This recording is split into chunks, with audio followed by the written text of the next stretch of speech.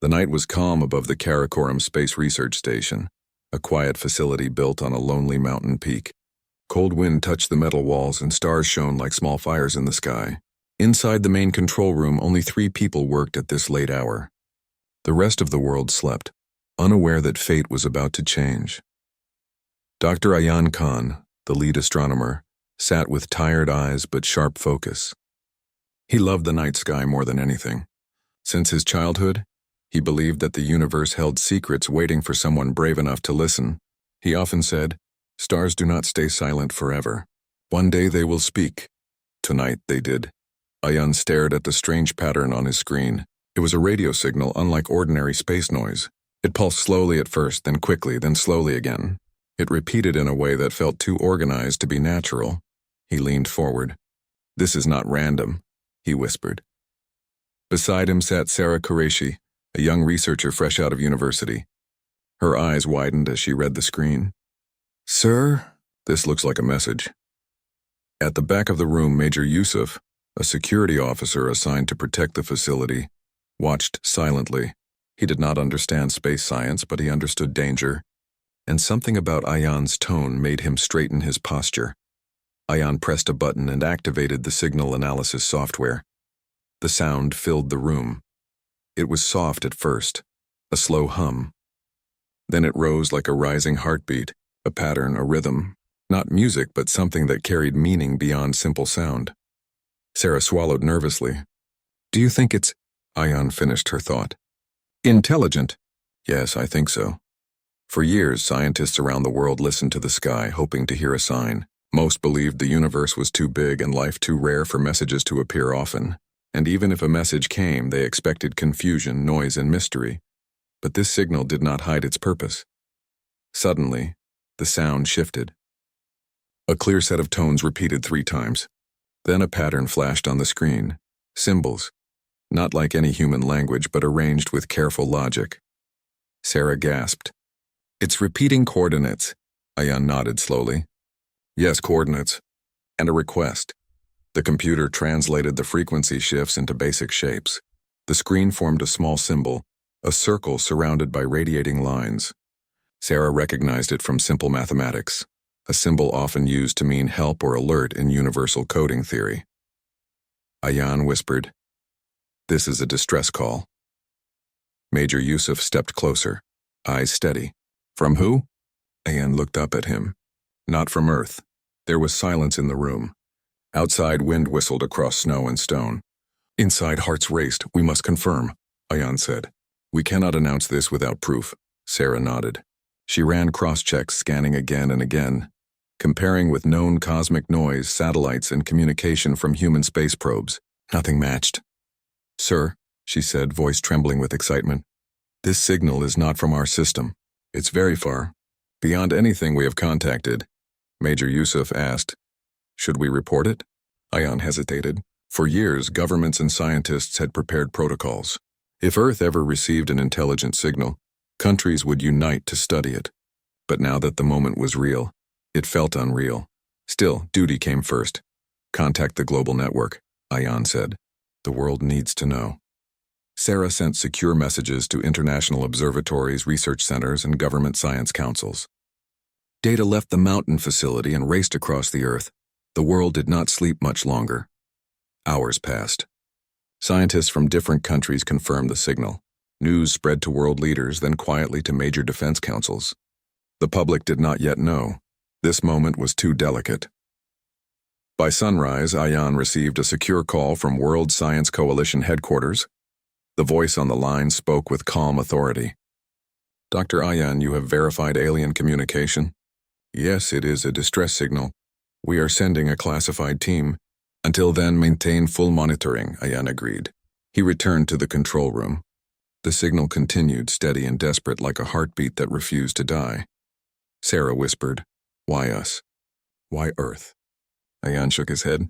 "Maybe we were not the target. Maybe we just happened to listen at the right time." By midday, the room filled with people, scientists, engineers, and military officials. They studied every second of the signal. The excitement mixed with fear. Curiosity mixed with caution. A tall woman entered, wearing a silver badge marked UNSC. United Nations Space Council.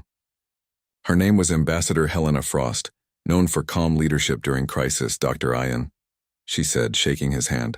You made history, Ian smiled politely. Humanity made history. I only listened, she nodded. Tell me everything. They gathered around the main screen. Ian explained the signal structure. Repeating pulses, coordinate patterns, universal distress symbols, faint emotional tone. Yes, emotion. The frequency had a tremble, as if filled with fear and hope at the same time. Helena listened closely. Can we reply? Ian hesitated. We can try. But a reply may take days, even months to reach them depending on distance. Sarah added.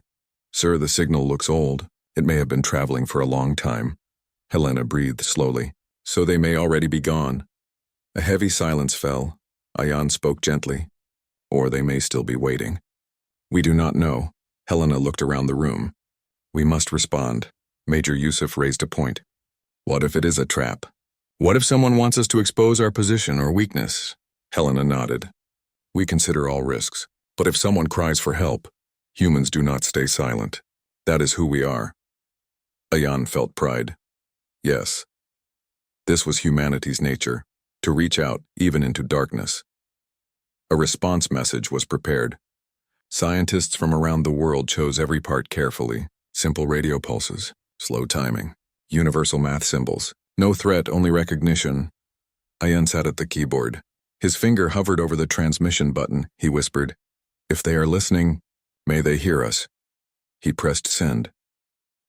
The reply left Earth, traveling like a tiny spark into a vast ocean of stars. Night returned. The signal from space still pulsed, never changing, like a voice stuck in endless hope. Ian stood outside the observatory, gazing at the sky. Sarah joined him. Do you think they will answer? She asked. Ian smiled softly. If they are alive, yes. If not, then at least we tried. That is what matters. Sarah looked up. Do you think they are friendly? Ian thought carefully. Anyone calling for help is not coming with harm. Fear can change people, but hope brings kindness. Sarah's voice weakened. Their world must be in danger. Yes, Ian said quietly. Great danger. Inside, Major Yusuf stood alone watching the signal. He was not a scientist, but he felt something. This message did not feel threatening. It felt sad, lonely, as if someone far away whispered into the dark, hoping a stranger cared enough to listen, and humanity did listen. At midnight, the speakers crackled. Everyone rushed back to the control room. The repeating signal changed for the first time. It shifted tones, slow, rising, slow again, then repeated Earth's last transmission pattern. Sarah's breath caught in her throat. Sir, they heard us. Ian's heart raced. They are replying, Helena whispered. This is a historic moment. The signal resolved into a simple pattern. The meaning was clear. We hear you. Who are you? Ian smiled with awe. They asked the same question we asked. Helena nodded. Tomorrow the world will learn we are not alone. Major Yusuf felt a quiet strength inside. Fear faded. Curiosity grew. Whatever challenge stood across the universe, humans would face it together. A signal arrived by accident. But the response was not an accident. It was human choice. And humanity chose hope. With one message, Earth stepped forward into a larger sky, brave, curious, and ready to listen. The story of a new era had just begun. The world did not sleep after the first reply came. News quietly reached global leaders. But before the public could learn anything, the signal changed again. The same voice from the stars returned with a new rhythm, faster, fuller, and trembling with emotion. Every scientist in the mountain station rushed to their screens. Eyes widened. Hands shook. Ian stood at the center of the room, feeling history move around him like strong wind. Sarah adjusted the sound filters, tuning the strange transmission into clearer form. Helena Frost, the ambassador, watched with steady eyes. Major Yusuf stood ready, as if expecting a new kind of threat or responsibility. The speaker emitted a rising tone, then faded into a repeating mathematical sequence. After that came symbols, soft patterns of sound that carried meaning even before translation began. Sarah whispered, "This message is longer. They trust us enough to say more." Ian's heart beat fast. Trust was not given easily in the universe, especially to strangers. The message decoded into slow, calm signals. The first clear line appeared on the main screen. "We are the Illyrians," everyone stared. The name felt musical, gentle, unlike anything from human cultures. Another line followed. "We seek peace. We seek help. Our world is falling." People held their breath. Helena leaned forward. "Show more." The computer continued translating as emotion-rich tones flowed through the room. A voice without words, yet carrying sadness and deep hope. The next line grew sharper, as if fear had shaped the frequency itself. "The Vorak are coming. They destroy all. We cannot stop them," Major Yusuf frowned. "Vorak, what are they?" Ayan shook his head. "We do not know yet," Sarah whispered. "They sound dangerous." The message continued, creating a picture of a broken galaxy. The Illyrians were once peaceful explorers, gentle minds who grew gardens across the stars and studied life in many forms. They had allies, friends, and strong worlds filled with light and learning. Then the Vorak came, creatures with no mercy. A swarm that spread from system to system, leaving empty planets behind. The Illyrians tried to fight. Their allies tried too. None survived. One final line appeared. "We are tired. We are afraid. We do not wish to harm anyone. We only ask, are you willing to talk to us?" Helena Frost closed her eyes for a moment. Compassion filled her voice. "They are not invaders, they are survivors." Major Yusuf looked around the room with a soldier's understanding. "A hunted people," Ayan nodded. "Yes, their message is not a trick. It has pain, not aggression, and we were never supposed to receive it. This was an accident," Sarah added softly. "And yet," we answered. Silence carried weight. Earth had stepped into a conflict that did not belong to it. But turning away now felt wrong. Helena took a deep breath. "We must send a response." Later that night, the world's best translators and mathematicians joined the mountain station through secure lines. The mission was clear: create a message that showed understanding, caution, and hope. Ayan stood at the head of the small group. "We must be kind, but we must be brave too." The reply message formed slowly, each symbol chosen with care. "We are humans, from a small world called Earth. We heard your call by chance. We do not wish conflict. We wish peace. We are willing to talk and learn. Please share what you can." The message was sent. Once again, Earth waited under a quiet sky. Hours passed, then the reply came swiftly, faster than expected. The Illyrians must have waited near their transmission point, counting every moment with fear and hope. The new message appeared on screens, and the computer began translating again. This time the tone sounded warmer, relieved, almost grateful. "Earth, humans, thank you. We thought no one would hear us again. You must understand we did not mean to call you. Our message was meant for old allies. But they are gone." Sarah felt a sting in her heart. A whole civilization losing every friend, every protector. How much sorrow could a voice carry across stars? Then came information, star charts, simple maps, and coordinates marking destroyed star systems. Places once alive, now silent. Ayan pointed at the map. "Look here. This is far beyond anything humans have explored. They live in a corner of the galaxy we only imagined." Helena nodded. "And now we know that corner holds danger." The next part of the message appeared. "We understand humans are not ready for war. We do not ask you to fight. We ask only for knowledge exchange. We wish to share what we know so life may survive somewhere." Ayan blinked, surprised. "They want to help us even while they are dying." Sarah wiped her eyes. "They do not want their knowledge to vanish." Major Yusuf crossed his arms. "And they do not want us to become like them, alone against destruction." Helena turned thoughtful. "We must learn all we can, not only to help them, but to prepare for anything that might reach us one day." Ayan nodded. "Yes, knowledge is peace. Knowledge is defense." Earth had never met another civilization before, but the first meeting was not about pride or power. It was about survival, friendship, and trust. Humanity had a choice: turn away from strangers in need, or become something greater. Ayan spoke gently. "We choose to learn. We choose to help." Over the next day, messages moved back and forth. The Illyrians shared basic science, energy theories unknown on Earth, and safe blueprints for new ways to power machines. Nothing dangerous, only hopeful sharing between distant minds. Ayan, Helena, Sarah, and Yusuf watched the data flow. It felt like watching seeds fall into fertile soil. Sarah whispered, "They believe in us." "Why?" Ayan smiled softly. "Maybe they see in us what they once were, full of curiosity, courage, and dreams." Helena agreed. "Humans are stubborn. When we decide to protect something, we do not stop." Major Yusuf gave a short nod. "And someone out there is hunting them. A hunter who may one day look toward Earth." The weight of destiny settled on everyone in the room. Earth was not alone anymore, and the universe was not peaceful. Later, a personal message appeared. It was not from a council, not from military leaders. It sounded like a voice from a single being, a tired soul reaching across the void. "If you are willing, I would like to tell you about my people." A gentle pulse repeated as if asking permission. Ayan pressed the transmit key. "We are here. We are listening," the voice continued. "We Illyrians were dreamers. We believed all minds deserved to grow. We built places of peace and study. But not all life values peace. Some see peace and choose to break it." The tones deepened with sorrow. "We do not ask you to fight for us. We only ask that you remember us. If one day the stars bring danger to you, remember our story and do not face it softly." Sarah spoke under her breath. "They know they might not survive." Ayan closed his eyes. "And still they choose to warn us." Helena's voice was steady. "That makes them noble." Major Yusuf exhaled slowly. "And it makes us responsible." Near dawn, the Illyrians shared their final message of the night. "We will send more knowledge soon.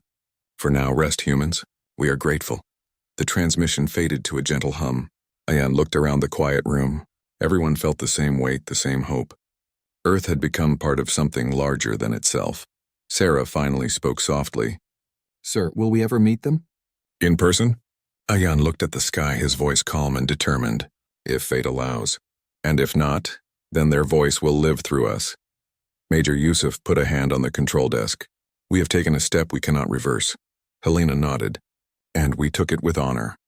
Outside, sunrise touched the snowy mountains with golden light. A new day for Earth, a new chapter for humanity. They were no longer alone in the universe. They were no longer listeners. They were partners in hope.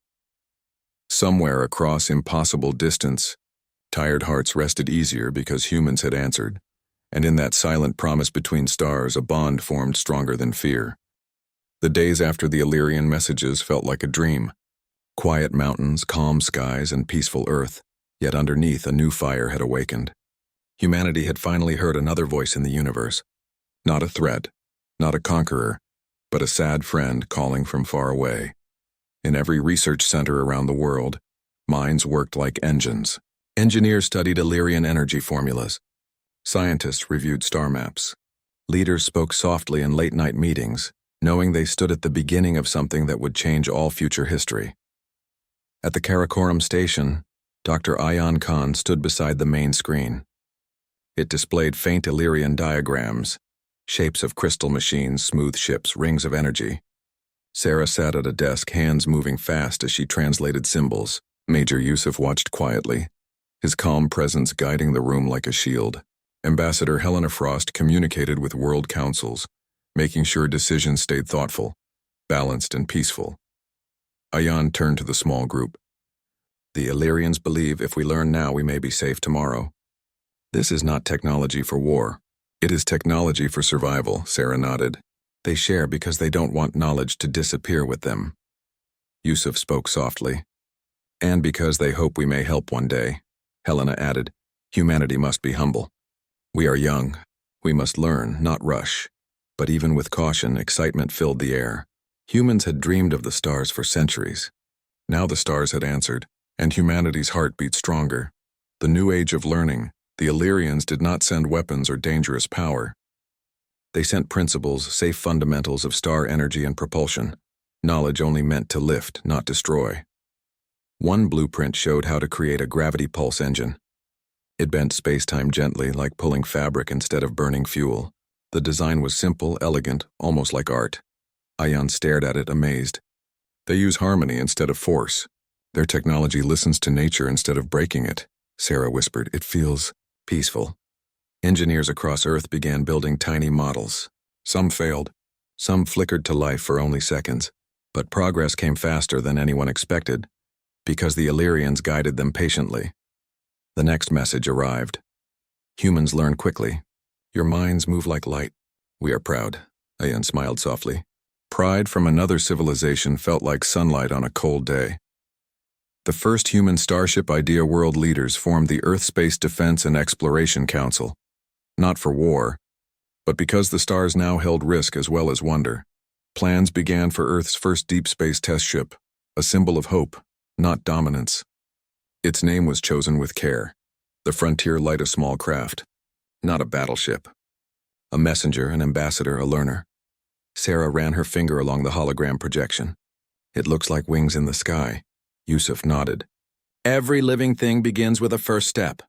This is ours, Helena spoke with calm strength. We build not to chase war, but to greet tomorrow. Fear and courage, yet not all hearts on Earth were peaceful. Some worried. What if the Illyrians are hiding something? What if the Vorak come here? What if humanity is not ready? Ayan listened to such voices without anger. Fear was not weakness. It was a guide. But courage was a choice, he reminded leaders. Wisdom is not closing the door. It is opening it slowly, with eyes open. Humanity agreed. The door would stay open, watching carefully. A voice from far away. Soon, a new Illyrian voice came, calmer than before, like someone who had finally taken a deep breath. We wish to show you something. A projection streamed through the signal. Not video, but energy memories shaped into light. Everyone gathered in the control room as a soft shimmer appeared above the screen. It showed an Illyrian city once bright with floating gardens, tall crystal towers, and gentle blue skies. Creatures walked peacefully. Children played with glowing ribbons of air. It felt like a dream world full of kindness and knowledge. Then shadows fell. A dark wave moved across the sky. Not flames, not explosions, and only silence and fading light. The gardens wilted. The towers lost color and crumbled like sand in wind. The memory ended with a quiet hum, like a farewell song. Sarah wiped a tear. They lost everything beautiful. Yusuf's voice was steady but heavy. We must not let our future become that memory. Helena touched the table, grounding herself. We learn. We prepare. We stay kind. Ayan felt a deep promise in his heart, that if humanity ever faced such darkness, it would stand strong, not run. Training for the stars months passed. The first prototype gravity engine hummed softly in a test chamber. It lifted a metal sphere without heat or smoke, levitating like magic. Engineers cheered. Scientists clapped. Sarah laughed with shining eyes. Ayan simply closed his eyes in peace, proof that dreams could turn real. Major Yusuf trained young security officers in calm discipline. Your role is to protect knowledge, not fight wars, he told them. Be shields, not swords. Helena traveled from city to city spreading a message. Humanity does not rise by dominating. We rise by learning. Earth felt united, not by fear, but by purpose. One more message from the Illyrians. One night, just as stars blinked awake, another message came. Quiet, tired, gentle. You grow fast. We feel hope again. Soon you will take your first step. When you do, remember peace first. Strength without kindness leads to sadness. A moment later, and if darkness reaches you, do not face it alone. Ayan whispered. They believe in us, even when they fear the end. Sarah spoke with a shaking voice. We must be worthy of that trust. Major Yusuf placed a hand on the control desk. We will be, Helena nodded. Humanity rises not because it is perfect, but because it keeps trying. Outside, the wind was gentle. The mountains stood tall. Earth, once only a silent planet among billions, now walked toward the stars, humble, brave, and awake. Humanity had changed forever, not by war, not by fear, but by a call for help and a reply of hope. The frontier light was almost ready. The stars were waiting, and the story of humans in the universe had just begun. A full year passed since Earth first heard the Illyrian call. Technology advanced faster than anyone could have imagined, not rushed by greed but guided by purpose. The Frontier Light stood in a newly built launch facility. Smooth silver hull, gentle curves, elegant like a bird ready for its first flight. Not heavy with weapons, only basic shields and defense, enough to protect but never threaten. Inside, young pilots and engineers trained daily. Among them was Commander Rafi Malik, chosen for calm bravery, not loud heroism. His voice always felt steady like quiet mountains. Rafi believed deeply in peaceful exploration, but he also understood that hope must sometimes stand strong. Sarah worked as mission engineer. Ayan served as chief science advisor. Major Yusuf would travel as security leader, not to fight but to protect. Helena stayed on Earth, guiding world cooperation and peace. A new chapter waited. The launch day, the world watched. Children in schools, elders in homes, workers in cities. All eyes turned to screens as the frontier light prepared for flight. Rafi stood in his seat. Humanity carries not power today, but kindness. Ayan pressed final calculations. Engine stable, Sarah whispered. This is real. Major Yusuf placed a gentle hand on her shoulder. And we are ready. The countdown echoed across the world. 4, 3, 2, 1. A hum rose, soft and smooth. Not fire, not thunder, but a ripple in air as the gravity engine pulled space around it. The ship lifted gracefully like wind lifting a feather. Earth held its breath. Then, the frontier. Light vanished into the sky. The world erupted in celebration, not wild cheers, but gentle tears and proud smiles. A new age had begun. Arriving near Illyrian space hours felt like moments. The ship emerged near a star system mapped by Illyrians, not close enough to land, but near enough to see ruins of distant worlds through scanners. Sarah stared at the screen. So many broken places. Ayan whispered, every world has a story. But there was beauty too. Nebula clouds glowing blue, twin moons circling a silent planet, starlight reflecting like silver dust. Then, sensors flickered. Unknown contact. A small Illyrian vessel floated ahead, shining like crystal under starlight. Its movements were soft, graceful, like a fish in deep sea. A voice came across the system. Earth vessel, we greet you with peace. A soft Illyrian greeting, beautiful, musical. The moment felt sacred. Rafi replied calmly, we come with peace and respect. A holographic figure appeared, an Illyrian elder with gentle eyes, thin arms and glowing patterns on skin like living art. You kept your promise, the elder said. Welcome to the stars, humans. Emotion filled the ship. Ayan bowed his head. Sarah smiled softly. Yusuf stood straight, a quiet guardian, but peace was brief.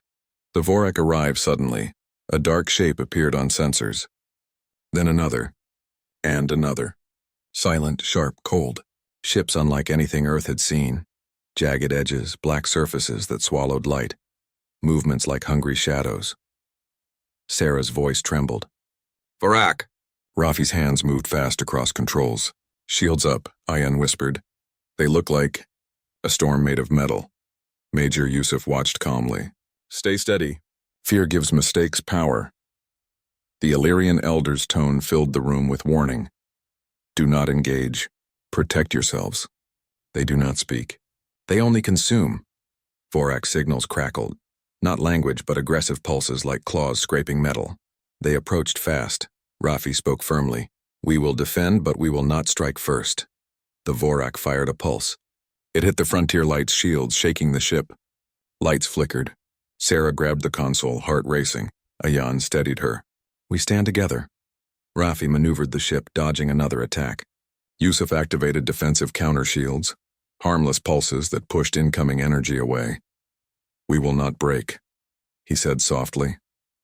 One Vorak ship rushed forward like a spear. Rafi swung the ship aside at the last second. The Illyrian vessel released a soft buffer field, shielding Earth's ship. The Vorak ships halted, confused.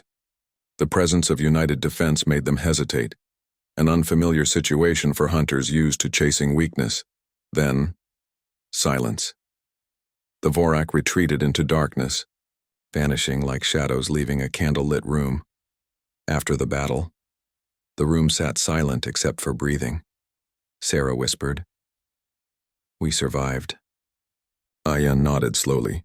We were peaceful, and still strong. The Illyrian elder bowed his head. Today you showed a heart rare in this galaxy. You defended without greed. You stood without conquering, Rafi exhaled. Will the Vorak return? Yes, the elder replied. But now they know humans are not helpless. Major Yusuf spoke calmly. We do not seek conflict, but we will not fall easily. Helena's voice arrived from Earth through delayed transmission, soft yet firm. Stand kind. Stand brave. The world is with you. First Alliance, the Illyrian elder extended a hand of shimmering light. Earth, we welcome you as friends. Ion's voice filled with emotion. We will honor this bond, Sarah whispered. We are not alone anymore. Rafi nodded. And the galaxy will learn what humans are. Major Yusuf finished the moment with steady words. We stand for peace. We stand for life, and we do not stand alone. Returned to Earth, the ship returned home safely. The planet celebrated gently with pride and gratitude, not for victory, but for courage and honor. Humanity had faced its first darkness among stars, and not with anger, but with steady hearts. Earth now walked among the stars. Not conquerors, not victims, protectors, learners, friends, and far across the universe a new whisper spread through hidden corners. Humans have arrived, and they stand strong. The story was not over, it had just begun. The frontier light returned to Earth with the weight of history on its hull.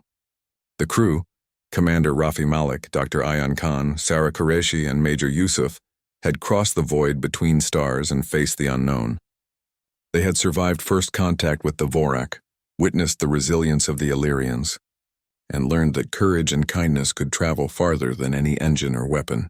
On Earth, news was not yet fully public, but across governments, science councils, and observatories the story spread quietly.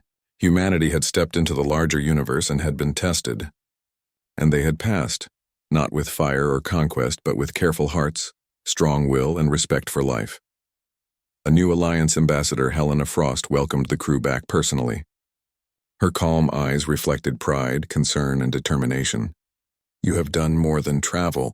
You have shown the universe what humans are capable of, she said, and what we are capable of becoming. Ayan nodded, his mind still filled with the images of distant Illyrian cities, the silent destruction, and the hope carried in a simple message. Do not face darkness alone. Sarah whispered, we are not just learning. We are becoming part of something bigger. Helena agreed. The Illyrians now trust humanity. We have a responsibility, and to learn, to prepare, and to protect life wherever it is threatened, Major Yusuf added quietly, and to stand firm when others cannot. Humanity prepares. Over the following months, Earth united as never before. Nations shared knowledge openly, not out of obligation, but out of understanding that the universe now required cooperation.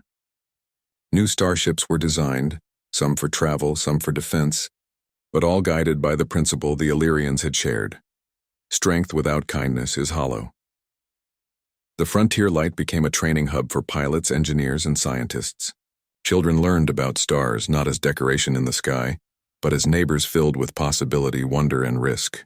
Humanity's first step into space became a lesson in courage and unity. The Vorak threat looms. The Vorak, though defeated in the first encounter, were still a shadow in the galaxy. Sensors aboard Earth ships reported small incursions along the edges of Illyrian space, silent, calculating, dangerous. Commander Rafi gathered his crew aboard a new vessel, the Guardian Dawn, Earth's first long-range protector. The Vorak will return, he said firmly. But humanity will not wait to be hunted. We will stand with our allies, and we will do so without losing what makes us human. Sarah studied the sensor readings. They moved like shadows, quick, merciless. Ayan replied softly, and yet even shadows cannot move where light stands firm. Major Yusuf looked out of the observation window. Then we must be that light. The words were not empty. They were a promise, not just to the Illyrians, not just to themselves, but to all civilizations that valued life. An unexpected journey, humanity's first long-range expedition aimed to explore not just Illyrian space, but beyond, to warn other peaceful species, map safe routes, and create a network of knowledge that could survive the Vorak's hunger. The crew of the Guardian Dawn included humans and Illyrians working side by side. Communication was now seamless, built on trust and respect. And yet, every step carried risk. One day, deep in unexplored space, the ship detected a faint distress signal. The coordinates were unfamiliar, far beyond known systems. Sarah leaned over the console. Another species? Or another victim? Rafi's voice was steady. We respond. That is what we do. That is humanity. The ship changed course. Humanity's reach was small, but it was growing. Every signal answered, every world helped.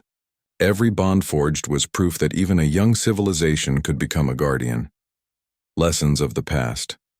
The Illyrians shared more of their history with humans, not just technology, but memories, hopes, and warnings. We were dreamers, one elder said through the link. We built beauty. We sought peace. And yet the Vorak came. We could not fight alone. Remember that, humanity. Do not underestimate what standing together can do. Ayan reflected silently. They lost everything, yet they still teach us. That is courage beyond survival, Sarah added softly. We carry their hope, not their despair. Yusuf stood straight. And we will honor it. Always. The first battle plan sensors finally detected a Vorak strike force moving toward a small peaceful system near Illyrian borders. Humans, still new, faced a difficult choice. Attack, defend, or retreat. Rafi made the decision. We protect life, not seek glory. We will hold the line and ensure the innocent can escape. That is all we owe. The Guardian Dawn, accompanied by several Earth and Illyrian ships, positioned itself between the Vorak fleet and the planets in danger. The Vorak arrived, dark shapes moving with precision and hunger. The battle began. Unlike the first encounter, humans now had experience, planning, and unity. Shields flared with defensive pulses. Small, precise countermeasures deflected Vorak attacks. Humans and Illyrians worked together, covering each other's weaknesses.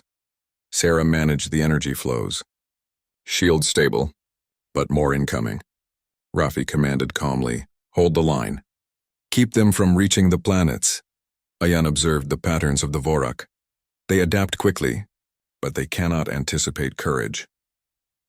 The crew witnessed something incredible. Human ships, new and small, moving with determination, not fear. Vorak attacks struck and missed. Ships that seemed fragile stood firm, and slowly the invaders began to retreat. The Illyrian elder sent a transmission. Humans, you do not fight for conquest. You fight for life. That is why you survive. Victory, not glory. The battle ended with minimal casualties. The system was safe. Life was preserved. And though the Vorak would return, they had learned a dangerous lesson. Earth and its allies were not helpless prey. Commander Rafi reported to Earth. We held the line. Not for glory, not for pride, and for life. Humanity has made its promise. Across the world, scientists, soldiers, and citizens listened, inspired. Humanity was no longer just observers of the universe. They were protectors, defenders, and friends. The promise of humanity back on Earth. Dr. Ayan Khan stood on a hill under a star-filled sky. Sarah joined him. The mountains were quiet. The world was still, but humanity had changed forever. Ayan spoke softly. They sent a signal, not knowing who would answer. We answered. And now we stand in the universe, not alone, not afraid. Sarah smiled. We carry the Illyrians' hope. And ours too. Major Yusuf and Rafi joined them. Yusuf's voice was calm, firm. We will face what comes together. Rafi added, we will protect life. We will defend what is good. And we will never forget that courage without kindness is empty. Helena Frost's voice came over the comm, warm and strong. The world sees your promise. Humanity rises, not as conquerors, but as protectors. I looked to the stars. This is only the beginning. But we will stand. The universe had sent a desperate signal. By accident, it reached Earth, and Earth had replied with hope, courage, and heart. Somewhere across distant stars, the Illyrians whispered to each other, the humans. They are different, and humanity would continue to prove it. With every life saved, every world defended, every choice made with bravery and kindness. A new dawn, the frontier light. The Guardian Dawn and the ships of Earth now sailed the stars. Peaceful exploration, defense, and learning were humanity's mission. Each new signal, each new message from the far reaches of space was answered with careful thought and a steady heart. The universe had changed. Humanity had changed, and the promise was clear. We will stand for life. We will rise for hope, and we will never stand alone. The stars waited, infinite and silent, and humanity, young yet brave, now had its place among them. A signal first carried fear across the void. But Earth answered, and the universe learned what courage, kindness, and hope could do. The story of humanity had begun. Not as conquerors, not as victims, But as the guardians of life and the keepers of hope,